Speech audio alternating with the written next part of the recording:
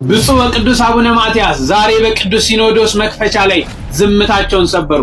ቤተ ክርስቲያን ላይ የሚጨፍሩ የቤተ ክርስቲያንን ንዋየ ቅድሳት የሚያቃልሉ ስዕሉን የሚቀዱ በታቦታቶቻችን ላይ ሲሳለቁ የነበሩ አካላቶች እርምጃ ሊወሰድባቸው እንደሚገባ ተናገሩ። የቤተ ክርስቲያናችንን እምነት ከመንቀፍና ከማብጠልጠል በላይ አልፎ የቅዱሳንን ቅዱስ ስዕል በአደባባይ እስከ መቅደድ ተደርሰዋል። በቤተ ክርስቲያናችን ህልውና ላይ በዓላማ የተነሱ አካላት የላኳቸው እንዳሉ በሚመስል መልኩ በስመ ተሐድሶ ብንሰርክም ባንሰርክም እንኳን ክርስቲያን ሆን መሬት እንኳን ኦርቶዶክስ ሆን። ሰላም ጤና ይስጥልን። በወቅታዊና በአዲስ መረጃ ተመልሼ የመጣው ብፁዕነታቸው መግለጫ ሰጡ። ይህን መግለጫም አስመለክታችኋለሁ፣ አስደምጣችኋለሁ። እንዲሁም ደግሞ አባ ገብረ ኪዳን ስለ ምልዓተ ጉባኤው የሰጡት አስተያየት አለ። ይሄንንም ቪዲዮ አስመለክታችኋለሁ። ቀጥታ ወደ ቪዲዮ እናልፋለን። ብፁዕ ወቅዱስ አቡነ ማትያስ ዛሬ በቅዱስ ሲኖዶስ መክፈቻ ላይ ዝምታቸውን ሰበሩ።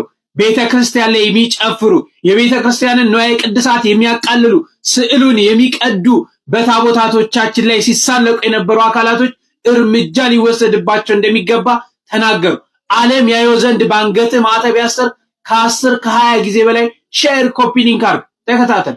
የሌለን ነገር እንዳለ አስመስሎ ከየአቅጣጫው የሚወረወረው የባዕዳን ስም የማጥፋት ዘመቻ የቤተ ክርስቲያናችንን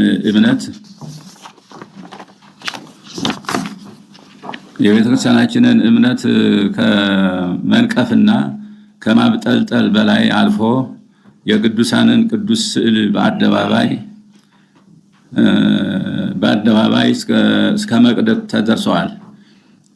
በቤተ ክርስቲያናችን ህልውና ላይ በዓላማ የተነሱ አካላት የላኳቸው እንዳሉ በሚመስል መልኩ በስመ ተሐድሶ የሚደረገው እንቅስቃሴ የኛው መለያ የሆነውን ንዋየ ቅድሳትና አልባሳት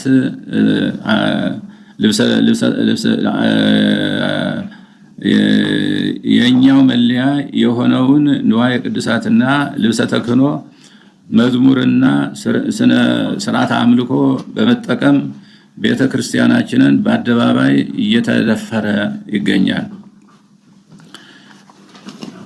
ይህ አላስፈላጊ ተግባር የሀገራችንን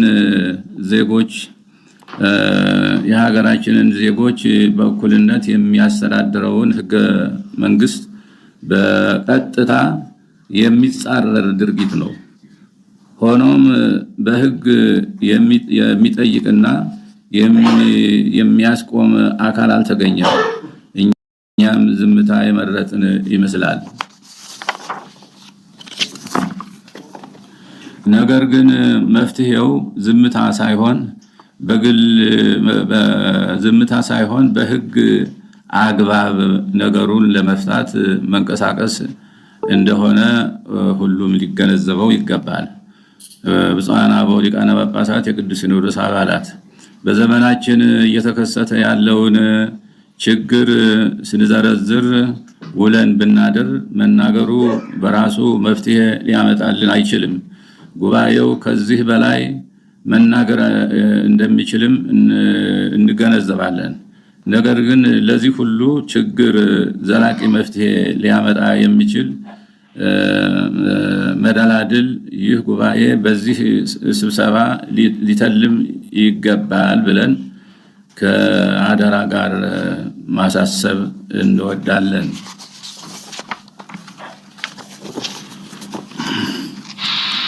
በሌላ በኩል በሀገራችን ያለው ያለመረጋጋት በህዝባችን አጠቃላይ ስነ ልቡና በሀገሪቱ አንድነትና እድገት የሚያስከትለውን ጫና በቀላሉ የሚታይ አይሆንም። የህዝቡ ስነ ልቡና ከተጎዳ የነገው እድል ጤናማ ይሆናል ተብሎ አይታሰብም። ችግሩ እየታየ ያለው በዋናነት በሀገራችን ፖለቲከኞች በመሆኑ ነገሩ የተወሳሰበ እና የተራዘመ እንዲሆን አድርጎታል። በመሆኑም ይህ እርስ በርስ ግጭት ቆሞ ችግሮች በውይይትና በድርድር በመፍታት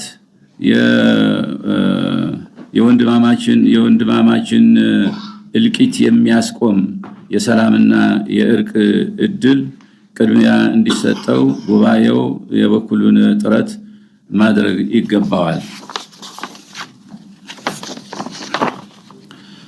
የነገው ትውልድ ልማታዊ ተስፋ እውን ሊሆን የሚችለው ሰላምና አንድነት ሲኖር ነውና መንግስት ተፎካካሪ ፓርቲዎች ፖለቲከኞችና ነፍጥ ያነሱ ወገኖች ሁሉ ለሰላም መስፈንና ለልማት እድገት መረጋገጥ ሲባል ወደ መግባባት እንዲመጡ በእግዚአብሔር ስም አባታዊ ጥሪያችንን እናስተላልፋለን።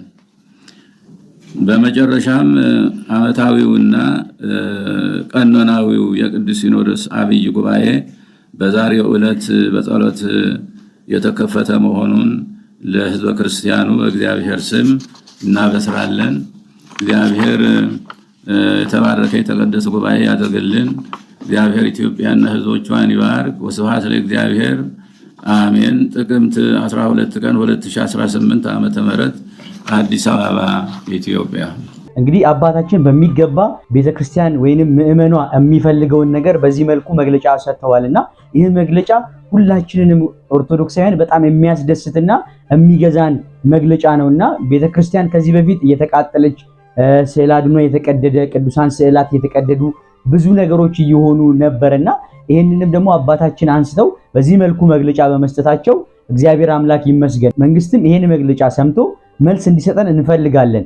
ይሄ መግለጫ ለብዙ ነገር መሰረትና ለብዙ ነገር መፍትሄ ያመጣል ብለን እናስባልና መንግስትን በዚህ መግለጫ ተነሳስቶ ሃይማኖት እኩልነት በሀገራችን እንዲሰፍን ሊያደርግ ይገባል ብዬ እናገራለሁ። አባ ገብረ ኪዳን ስለ ሲኖዶሱ መግለጫ የተናገሩት ነገር አለ ከዚህ በፊት። ይሄንንም ሲኖዶሱ እንዲህ ቢያደርግልን ይሻላል ብለው ተናግረዋል። ይሄንንም ቪዲዮ እስኪ ተመልከቱት። እንደምታስቡት ሰሞኑን የቅዱስ ሲኖዶስ ስብሰባ ነው። በቅዱስ ሲኖዶስ ከተሰበሰቡ አባቶቻችን የምንጠብቀው ይህን ሶስት ነገር ነው። የመጀመሪያ ክርስቶስን እያዩ እንዲወስኑልን እና እንደ ትናንት እንዲያስቡ፣ በትንንሽ ነገሮች እንዳይጣሉ። ሁለተኛው የምንጠብቀው ምንድን ነው? ሁልጊዜ ልባም ሰዎች ትኩረት ተሰጥቷቸው ሰነፎች እንዲስተካከሉ። ሶስተኛ የምዕመናንን ልጆቿን ቤተክርስቲያን ቆጥራ የመሸከፍ ግዴታ አለባት። ልጆቼ የት ነው ያሉት ብላ ልጆቿን የመቁጠር የመፈለግ፣ ቀጥሎ ደግሞ መክሊቶቿን አምጥቶ የመጠቀም፣ አረባም አልጠቅምም ያለን ሰው አምጥቶ ትክክለኛ ቦታ ላይ ትሆናለህ ማለት ጠግኖ መጠቀም፣ እንደ ንስር አድሶ መጠቀም። የአባቶቻችን ብልህ ሰዎችን ለመቅደሱ መምረጥ ያስፈልጋል። አይናማዎቹን ለሕፃን ልጅ ውሰዱና ወርቅ ስጡት። ምንድን ነው የሚያደርገው? ወይ ይጫወትበታል ወይ በሆነ ነገር በማይረባ ነገር ለውጦት ነው የሚመጣው። ምን የት እንደሚያደርገው አይታወቅም። ሀብት እኮ የት እንደሚገኝ ብቻ ሳይሆን ምን እንደሚያደርጉት ካላወቁት ጥቅም የለውም። የት ቦታ እንደሚያስቀምጡት ካላወቁትስ? አሁን ለእያንዳንዳችሁ አንዳንድ አቅማዳ ወርቅ በሰጣችሁ አስቀድማችሁ የት እንደምታስቀምጡ ካላወቃችሁ ወደብ ላይ ወስዳችሁ ብታስቀምጡ ምንድን ነው የሚሆነው? በቃ ጉዞ የሚመጣ ሁሉ ቆንጥሮ ይጨርሰዋል። ሁሉ በቦታው ካልተቀመጠ ጥቅም የለውም፣ ክብርም የለውም፣ ዋጋም የለውም። ስለዚህ ባስልኤል እና ኤልያብ የሚባሉ ልባም ሰዎችን መረጠ። አያችሁ፣ አሁን እኛ በዚህ ዘመንም የእስራኤል የ40ው ዘመን ጉዞ የኛ በዚህ ምድር ከቤተ ክርስቲያን ጋር የምናደርገው ጉዞ ነው። አሁንም ቢሆን ከቅድስት ቤተ ክርስቲያን ጋር እንድንሻገር ካስፈለገ የመጀመሪያው የእግዚአብሔርን ሐሳብ በስብሰባችን ማስቀደም ነው። ሁለተኛው ምን ማድረግ ይመስላችኋል? ልባም ሰዎችን ቦታ እንዲሰጣቸው ማድረግ ነው። ቦታ እንዲያገኙ ማድረግ። ዓይን ያላቸው፣ ጆሮ ለእግዚአብሔር ያላቸው፣ ዓይን ያላቸው ትናንትና ዛሬን፣ ዛሬና ነገን የሚያገናኙ 360 ዲግሪ ቃኝተው የሚጎዳና የሚጠቅመውን የሚያዩ ዓይናማ ሰዎች መምረጥ ነው።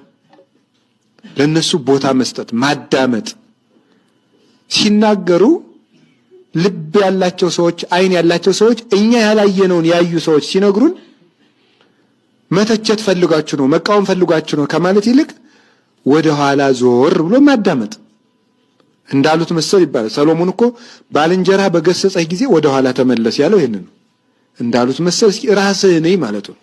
ራስህን እይ። ሁልጊዜ ልክ አትልም። በራስህ ዓይን ጠቢብ አትሁን ነው። በራስህ ዓይን እና ልባም ሰዎች ቦታ ያጣሉ። የሚሰማ የለም። አፈቀላጤ ነው አሁን የሚደመጥ በቃ የሚሰማ የለም። ሁሉ በቃ ይጮሃል። ልባም ሰው የሚሰማ የለም። አሁን አባቶቻችን መናገር አቆሙ። እንዲያው ከመሆን እንደኔ ያለ ለፍላፊ ነው እንጂ አሁን ትልልቅ አባቶች መስበክ ሁሉ እኮ ጠልተዋል። ታውቃላችሁ አይደል? ኧረ ለምን ነው የምንናገረው ብለው ሻል ያሉት አሁን ውዳሴ ማርያም እየደገሙ ነው እንጂ በየዋሻው እየሄዱ ወጥቶ የሚሰብክ የለም።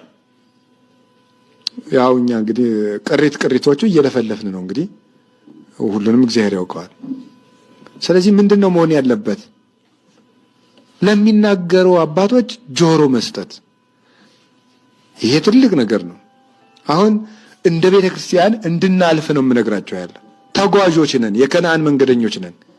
ስንሄድ አንድ ለቤተ ክርስቲያን የሚያስፈልገን ልብ ላለው ሰው ቦታ ይሰጠው፣ ዓይን ላለው ሰው ቦታ ይሰጠው። ለማንኛውም ግን ቤተ ክርስቲያን ውስጥ ናችሁ ስልክ ቢደወል እንዳታነሱ። አዲስ አበባ ሀገረ ስብከት አንድ የሚያስመሰግን ውሳኔ አምና ወስኗል። ምንድን የሚለው? ቤተ ክርስቲያን ውስጥ ማንም ሰው ስልክ ይዞ እንዳይገባ ውሳኔ ተወስኗል። እንግዲህ አባ ገብረ ኪዳንም በሚገባ በዚህ መልኩ ነገሮች እንዲሆኑና እንዲሳካ ተመኝተዋልና እግዚአብሔር አምላክ ይሄን ነገር ተመልክቶ የሁላችንን ሐሳብ ተመልክቶ ቅዱስ ሲኖዶሱ የተሻለ ውሳኔ አስተላልፎ እንድንሰባ እግዚአብሔር አምላክ ይርዳን እላለሁ። ሰይጣን የሚያስለቅቅ ጸበል የትኛው ነው? የዮሐንስ መጥምቅ ይሻላል። አቡነ ተክለ ሃይማኖት ጥሩ ናቸው አሉ። የሚካኤል ነው ጥሩ። እንትን ካልሄድኩ ሰይጣን አይወጣም፣ እንትን ካልሄድኩ እንትን ሰይጣን አይወጣም እያላችሁ እንደዚህ አትበሉ። ዲያብሎስን ዓለምን የሚያሸንፈው እምነታችንና ከክርስቶስ ጋር መኖራችን ነው። ማንም ሊጫወትባቸው አይገባም። ይሄ ጠንቋዩ ሁላ እየመጣ እየሮጠ በእውነቱ ሰይጣን ማን ትባላለህ? ሰይፉ ጨንገር የትና ያስካት ትምህርት ቤት ምንድን ነው? እንዲህ ያለ ነገር ነውር አይደለም እንዴ? ማን ነው የደገመባት? ያክስቷ ልጅ። እንዲህ ነውር አይደለም? አሁን አጋንንት በሚለፈልፉበት ስንት ሰው ተጣልቷል። በሞት እየተፈላለገ ነው ያለ። እገሌ ደግሞብኝ ነው ሀብት ያሳካልኛል፣ እገሌ ደግሞብኝ ነው ትምህርት ሳይሳካ ይቀር እየተባለ። እግዚአብሔር እኮ የፍቅር አምላክ ነው። አጋንንትን ሲያወጣ ዝም ብሎ ያወጣቸዋል። የእግዚአብሔር ታምር ሌላ ችግር ፈጥሮ አይሄድም። ትክክል አይደለም። አጋንንትን የምንዋጋው ከእግዚአብሔር ጋር በመሆን ነው። የትኛውም ቤተ ክርስቲያን ውስጥ አጋንንት ይሸነፋል። ሚካኤል ከሆነ ደብራችሁ ሚካኤል ጋር ህብረት፣ እዚያው ሂዱ፣ እዚያው ክርስቶስ አለ። ገብርኤል ከሆነ እዚያው ህብረታችሁ፣ እዚያው ህብረታችሁ ውስጥ አትነጠሉ። ተመስገን ይኸው 5 ዓመቴ ነው። መቁጠሪያ ቆጥራለሁ፣ አብይ ጾም ጾማለሁ። ሰይጣንን እየቀጠቀጥኩት ነው። እሱ ነው እየቀጠቀጠ ያለ ጌታ። እንደዚህ ማለት በራሱ መቀጥቀጥ እኮ ነው። እውነቴን እኮ ነው። ሰይጣንን ተመስገን ነው እየቀጠቀጥኩት ነው አይባልም።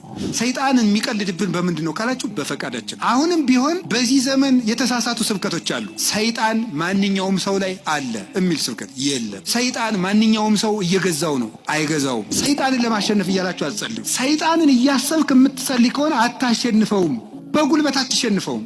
አንተ ጥይት ብትተኩስ እሱ ኒውክሊየር ይተኩሳል ይላል። የ7000 ዓመት የውጊያ ልምድ ያለው ጀግና ነው እሱ። አይሆንልህም። ሰይጣንን በጉልበት አሸንፉ። በቀን 400 ሰግዳለሁ ሰይጣንን እቀጠቅጠዋል ይላል አንዳንዱ።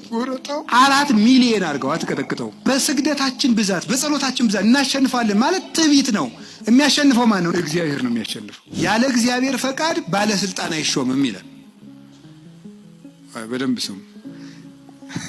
ያለ እግዚአብሔር ፈቃድ ምን አይሾምም?